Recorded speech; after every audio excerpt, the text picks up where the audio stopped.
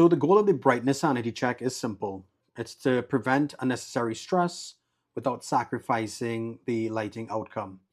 You don't need calculations or software to do this. You just need to challenge assumptions before they become permanent. Bigger course that we do, we show about all the calculations about brightness and using a lighting calculator and understanding some lighting standards like the required lux level. But this is to help you think, that build that ABCDE process, which has brought tremendous success to our business. So this check helps you separate required brightness from assumed brightness, which is where most of the overspec problems begin. So the questions you want to ask is, what visual task is this lighting actually supporting? Navigation through a corridor, accent lighting, task, or feature. Then what's driving the brightness decision? Is it function? Is it aesthetic expectation? Is it fear of complaints? I'll give you a most common application mistake. Somebody wants bright lights for an Instagrammable area in their business. So they use a lot of bright LED lights, and the lights actually become very glary to the customer, where the customer can't even enjoy it.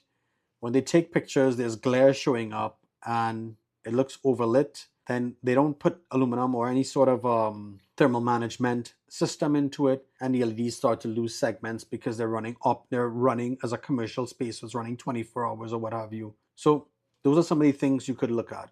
3, could the same effect be achieved with less output? More uniform distribution, better placement, layered lighting, not just depending on that one light source. Now the 4th one is, if this ran at full output for long periods, would that be acceptable?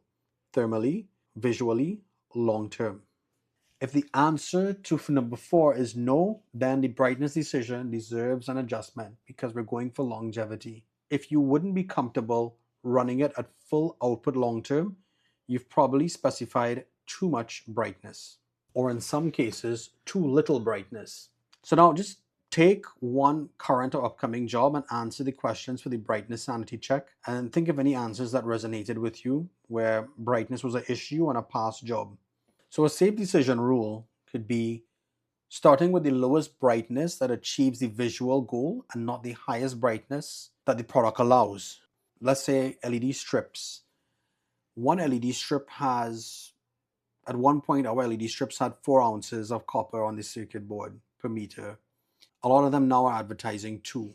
But that same 2 ounces is being used on an LED being driven at 2.5 watts per foot, 4.5 watts per foot, and 6.5 watts per foot. So how could that be that 2 ounces is sufficient for 2.5 watts all the way to 6.5 watts?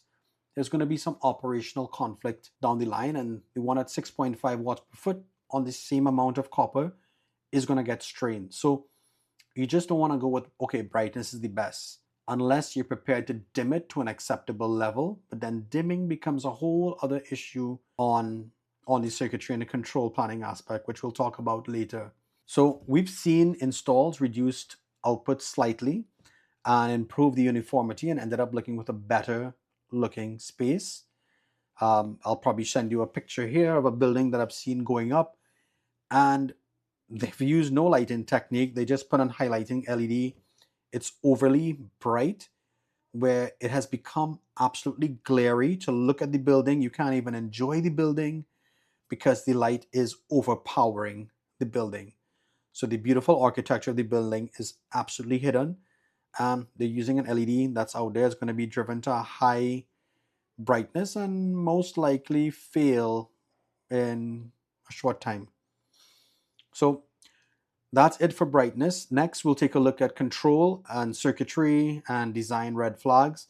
These are the areas where small decisions quietly create big long-term problems. And again, I'm going to cover this deeply in our full course.